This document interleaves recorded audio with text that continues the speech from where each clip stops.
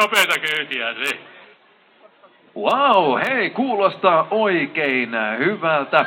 Itsellä on ollut täällä tänään aikaisemmin tuolla kauppakeskus Granissa semmonen tarjousjahti, että on etsinyt hyviä tarjouksia, mutta onko täällä paikan päällä myöskin bongattu niitä kilttejä lapsia?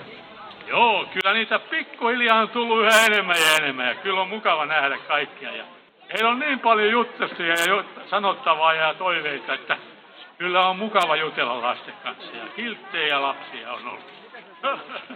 Joulupukin ihanne joulupöytä. Mitä siihen laitetaan? No kyllähän sitä pitää perinteisiä juttuja olla, että ensin syödään puuroa vähän ja sitten syödään tietysti se meidän kinkku tai kalakkuna. Siinä on ne tärkeimmät, tietysti paljon muutakin, mutta siinä tärkeimmät.